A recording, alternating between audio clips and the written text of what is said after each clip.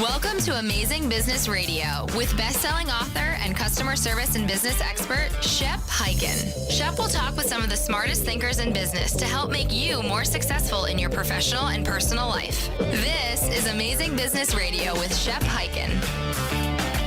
Hello, everybody. It's Shep Hyken here. We're back with another episode of Amazing Business Radio. I am excited about our guest, Katherine Melchior Ray, who, along with Natalie Kelly, has written a book, Brand Global, Adapt Local, How to Build Brand Value Across Cultures. This book is important for everybody for this reason, whether you're a global brand or whether you're a national brand or even just a small local retailer. And by the way, B2B, B2C doesn't matter. You will have different customers, culturally, even demographically, age-wise, generationally. You need to understand who they are and how to best create the experience that's right for them. Now, Katherine has an incredible background of working with some of the most recognized brands at top senior level, Louis Vuitton, Nike, Hyatt, Netflix, HubSpot. She has worked with different brands, and she knows what she's talking about. Before we get into the interview, a quick announcement. If you've got a story that you want to share or a question that you have about customer service or experience, please reach out to me on any of the social channels. I'll either answer the question there on this show or in my newsletter, perhaps the Shepherd Letter. You can subscribe to that by just going to my website, hyken.com. That's HYKEN.com. You can sign up for the newsletter, or you can get my research. We do research annually. And by the way, today you can go get the research. You don't even have to put in your email address. Just click on the link and boom, it is right there for you. No charge at all. We want you to have this information to make great decisions. All right, let's jump into our interview. Katherine, welcome to the show. Thanks, Shep. Happy to be here. I'm happy you're here, and we are talking to you all the way from France, where you live in Nice part of the year, and you're back here in the States in the San Francisco area, teaching at UC Berkeley at the Haas School of Business, and you've just written this amazing book, Brand Global, Adapt Local, How to Build Brand Value Across Cultures. And cultures could be geographically different cultures from the North and the South in America, or maybe geographically different between the cultures of the UK. And while we were setting up here, I joked and said, well, how about the cultures in Miami? It's like, you know, certain cities are melting pots for multiple nationalities and cultures coming together. So excited to talk to you about this. Thanks. It's absolutely true what you say. And actually, one of my big takeaways from writing this book and from doing this kind of work is that the skills we learn to work across explicitly different cultures, like trying to sell something in Italy or in Saigon, give us the skills to embrace diversity in our own country. Wow. Well said. And I think at this point in the world, we need to be embracing diversity. And that's not a political message, but it's let's just all get along and be together kind of a message. And even learning just how to understand how someone who might be in a different city than you, or even across the street, is going to think differently than you do. And I think it's a less fraught way to learn to embrace difference. Yep. Love it. All right. So we're going to tie your concepts, and a lot of it does tie in within the book, to the whole idea of customer experience. And you believe that customer experience is the ultimate global differentiator. Nobody's ever positioned as the ultimate global differentiator. I've thought it'd be the ultimate competitive differentiator, but let's go with that word global and riff on that for a few minutes. Sure. Because people want different things based on their personal choices and desires, but also based on their culture. I don't know if you communicate with customer service people by phone, by internet, by text, but if you're in China, you're going to do it by WeChat. And if you're in Japan, you're going to want to do it by Line. And if you're in Brazil, you're going to want to do it by WeChat, WeChat. Yeah. And so each country and culture have different ways of wanting to communicate with someone. Mm-hmm. Makes sense. That's a very simple way in terms of distribution, but it affects what you want, how much price you're going to pay for it, what you noticed in terms of the details of a product, what you think about the packaging even. Yep. And if I do annual customer experience research, and while it's all US based, if we can talk about cultures between countries the same as we can talk about the difference between a Gen Z and a baby boomer. If you think about it in Yeah. terms of, you just mentioned communication preferences. If you are talking to, well, overall, most consumers want to use the phone as a first line of calling and getting support, right? In the United 68%. States, you're saying. In the US, in the US. Okay. However, Right. if you look at the baby boomers, 82% of baby boomers want to use the phone versus only 52% of Gen Z. So if you have a whole audience of Gen Z customers and you don't even sell to the boomers, and I'm thinking a company like Abercrombie and Fitch, and I know your background in fashion, by the way, Façonnade, which is one of the companies that the reason you ended up over in France. But if you think about just in terms of fashion, some fashion designers, they're focused on a particular demographic, right? Mhm. And so, Absolutely. but your thing in your book is focused on, let's talk about the global and cultural differences. So I'm just trying to set the audience up to totally understand what this book is all about. So I know that the brands compete on product and they compete on price, and obviously they compete on customer experience. And the most successful global brands seem to do that, and they win on that. What's your thoughts there? Absolutely. I think that whether I've worked across price points and across industries. So I've had the good fortune to work across 5 different industries, from TV and sportswear at Nike to luxury goods for Louis Vuitton and Gucci in Japan, hospitality for Hyatt, beauty for Shiseido, and tech for Babbel. And so different price points, different industries, different countries, and yet customers want different things in terms of their product and in terms of their personalization and how they're treated, how they're seen, regardless of industry, regardless of country, regardless of generation. Yeah. So you mentioned personalization, which is it's been a pretty hot topic for the last few years. And thanks to what we can learn about customers in general through AI, taking a look at and analyzing all kinds of information, what is your suggestion for the idea of personalization for different products, different cultures, Yeah. different Well, I locales? think that you really have to understand that individual.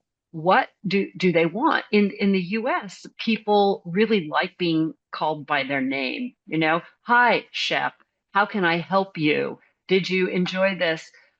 In other countries, you wouldn't do that at all. It would be much too forward to address them by their name.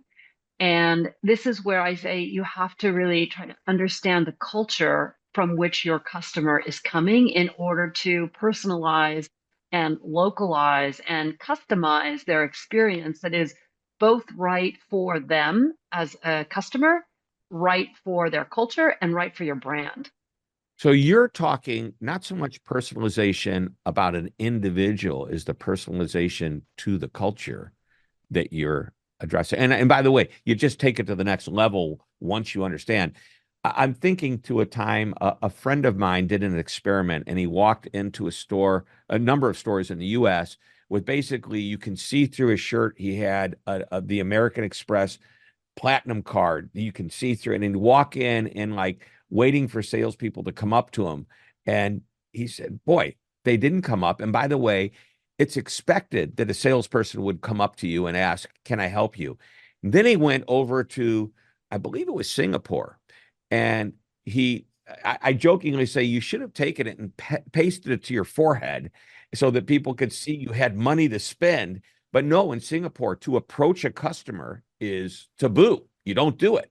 You wait till they approach you and ask for help. Yeah, we talk about that in our book. If you were to go back to what I say, what might be a seemingly easier one between the US and the UK because we all speak English. American service is usually very friendly, right? So we'll go up and we'll talk to people. How are you? How are you doing today? Can I help you? And in the UK, that's perceived as being overly intrusive. Like, I will let you know if I need something. You know what it's like. There are some stores where you walk in and everyone's like, "Hi, can I help you?" And you're like, "Okay, I just want, I just want to look at your product before you come and ask me because I feel a little uncomfortable here, you know." And they may be trying to make you feel comfortable, but they're not. And in our culture, we may be accustomed to that, but in another culture, they're not. So, yes, I am talking about first understanding the person's culture before you can personalize. And then you want to go further and look at, you might look at personalization in terms of their frequency, recency, purchase preferences. And you have to do all that. But if you start with that, you're going to be missing the ball on some of the bigger and oftentimes harder to see issues. And you make you in the book, you talk about the difference between the luxury brands and mass market brands for the typical person. Yet you say they have one thing in common, and that is what we're talking about right now. They are craving personalization. Yeah, I think that today everyone is looking for it. If you go to Starbucks, I don't know if you know, Starbucks is only about $5 depending on what you're getting, where you're getting, and how grande you go. But they're asking, what do you want? And they're asking that if you go in and order it. But if you order it online and you have the app, they're going to say, "Oh, Catherine, do you want your double tall, low fat latte at the airport when you get here at 8:15?" Right? It's already going to be personalized, and that's something that we like. So that's for a $5 cup of coffee. But if you're going to be buying a $5,000 handbag, you better well expect that those customer service reps are going to know when you walk in what you bought the last time. Hmm. Don't you think, though? I know I see it. There's personalization at every level. It's just a different type of personalization. And the more expensive things are, the more likely it is you're expected to be sold a different way.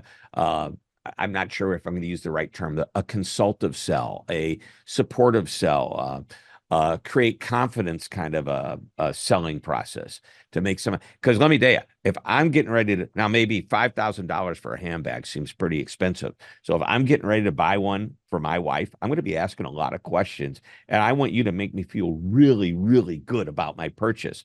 Where somebody else might say 5,000, that's not a lot of money. I'll just go in there and buy it like it's a $5 cup of coffee. In either case, if you go in there, if you're thinking of buying a $5,000 handbag, my guess is in most of those stores, they will say hi. In fact, I was in a store recently here in the south of France on a weekend. I went with my husband. He just wanted to check it out, see what they have recently. And it was a Louis Vuitton store in Saint-Tropez. Okay, so it's off season.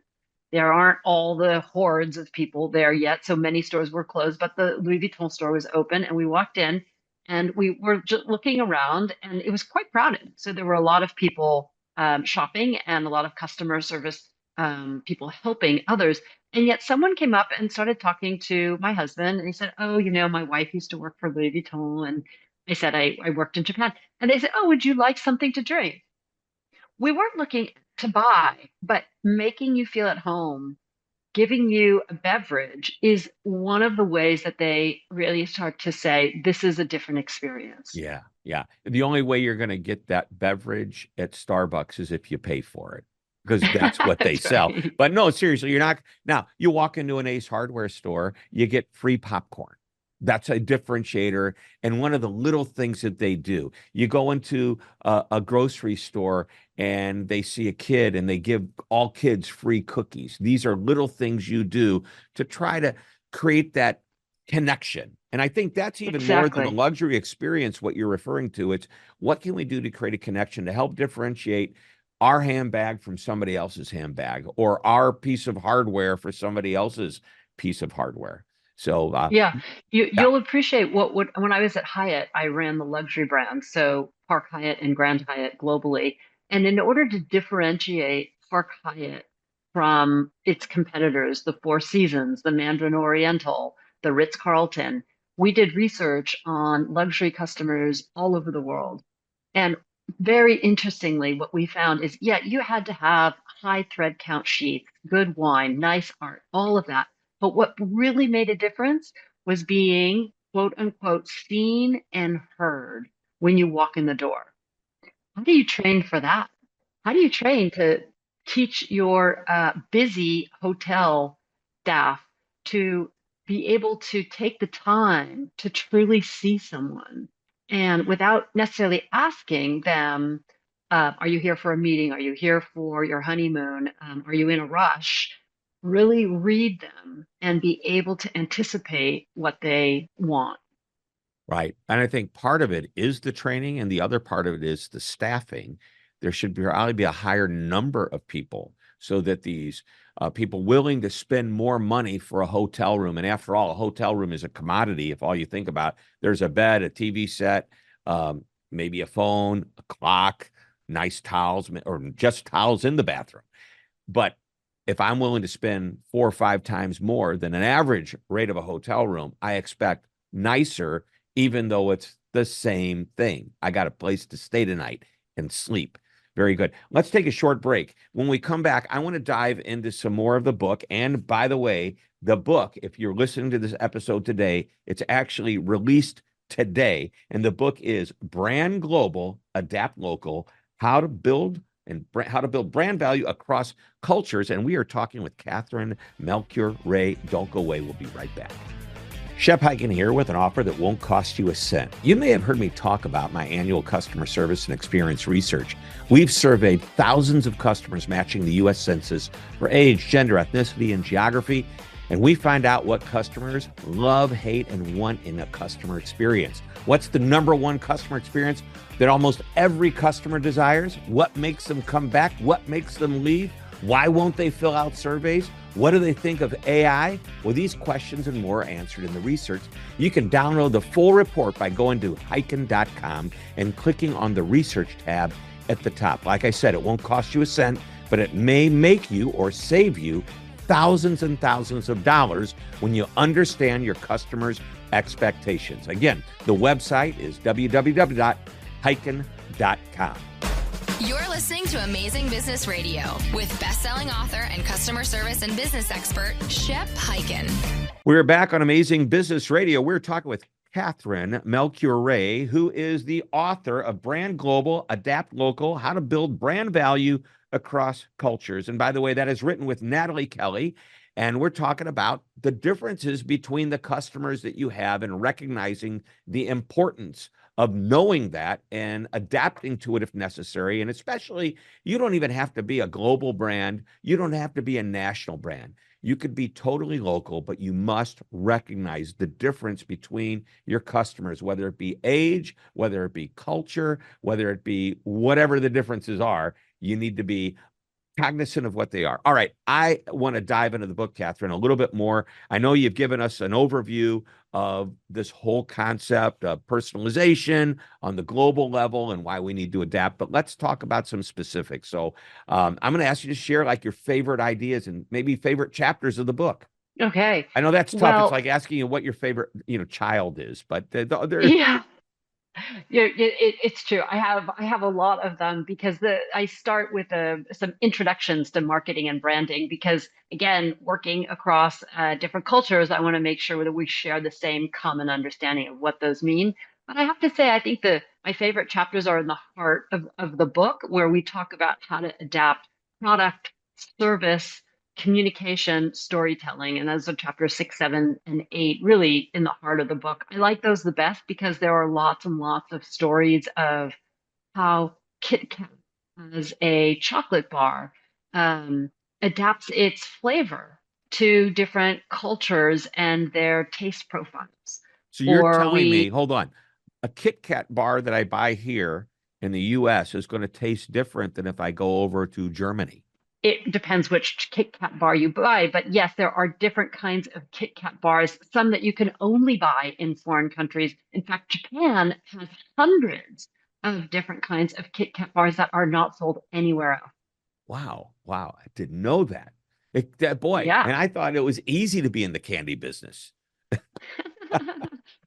And we've talked about Starbucks before. I think it's one of my favorite brands because they know that the coffee experience, just like when Howard Schultz started it back in Seattle, but even in Japan, they tailor their store experiences for the local environment in which that is. So it's not just the Japanese stores. No, no, it's the store that is in the northern part of the center island of Honshu, or it is the store that is in the southwest in an old town using the wood from that area. So they've taken that even one step further to localize their stores architecture in order to create a very local feeling. So Wow. I think those are the chapters that I like the most. So that's And product specific. And you mentioned service. So let's jump to the next one that you mentioned. yeah, so service, I was talking about Starbucks because Oh, it's okay. more the environment of the store and how you do that. And then, of course, there's the storytelling, which I think is really interesting. I mean, right now, we're talking in April when we have tariffs that are forcing all of these brands to say, where are you made? Where are you from? The made in, the country of origin is an enormously powerful but complex asset about the storytelling of a brand. If you're a French brand, people are buying your that Chanel lipstick for $20 because they think it is made in France. And they have that on their products. And so nowadays, made in the United States. Some people will buy their cars because it's made in the United States. It's a very, very, very powerful notion. But if you're a product that is made in Bangladesh, do you really want to promote that, especially now when they have incredibly high taxes? So the country of origin is an aspect of every brand. And understanding how when you're marketing it to a different culture, that perception plays to its advantage or to its disadvantage is something to be aware of in terms of the storytelling. Wow. Interesting. And when I'm looking for a story, and you've given us an example, but can you share a story in the storytelling side of it? I guess, basically another example of this. Sure. So there's a brand called Natura that's from Brazil, Not Toda. and not like nature, but Oh, with an A, okay. Natura. Not Toda. Yeah. Hmm. And it's one of the largest international cosmetic brands from Brazil. And they were trying to figure out how best to position the brand for the United States business and in Southeast Asia, because they could only afford to shoot one campaign and they wanted to kind of shoot the same one. So you have to create your brand positioning so that it can be received in different markets the same way. Well, when people think of Brazil, they think of the Amazon. And in fact, Natura, as the name might let you believe, uses many products that are naturally sourced from the rainforest of Brazil. So as they were studying the two different markets, they had first originally introduced their products in Manhattan and in Paris. And just opening, no one really knew anything about them. So they realized that they had to work a little bit harder and tell their story. But the problem was in the United States, many people know and respect the Amazon, and it is a value added. But in Southeast Asia, they have their own rainforest called Borneo. So the fact that this is coming from Brazil, and if they work too hard to talk about the Amazon forest, it was not going to be such an asset as how they told the story there. So it's a story we talk about how Natura found the right balance between one campaign. They said, if they tried to please everybody, they wouldn't have enough power to be able to leverage the value of multiple campaigns. And if they only did one, it might not resonate globally. So it's that kind of challenge of understanding how your customer thinks and knowing what your brand is and how elastic you can make your communication about them. So they finally came up with this idea of talking about Natura products from Brazil's Amazon, but the kinds of products in the funnel that they showcased were different. So for the American market, they showcased products that were heavily sourced with ingredients for like shea butter and products from that area that you couldn't get in other parts of the world.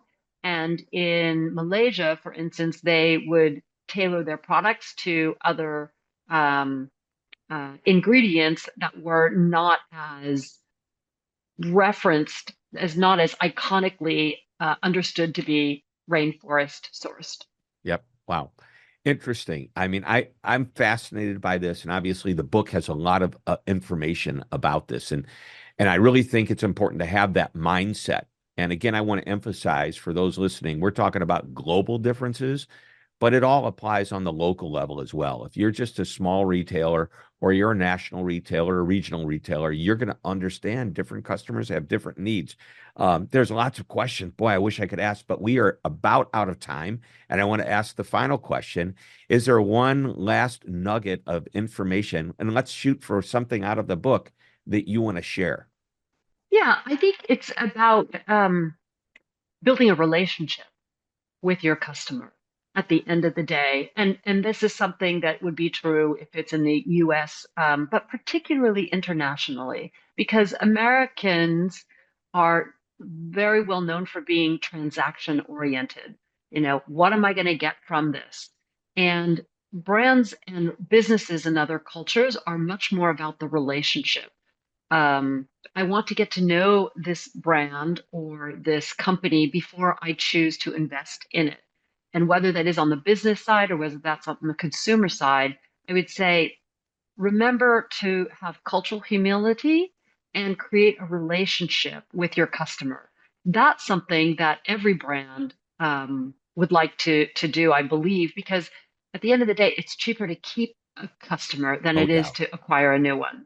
Yep. Yep. Amen to that. All right. This has been great. I love learning about the book. And again, the book is Brand Global, Adapt Local, available today at your favorite book dealer. Maybe it's Amazon. So go there, learn about it. And thank you, Katherine, for being on the show. This is why we call it Amazing Business Radio. Thank you. Thanks so much, Shep, for having me. All right, everybody, that wraps it up. Another episode of Amazing Business Radio. And we will be back next week with another interview. Until that time, Shep Hyken here reminding you to always be amazing.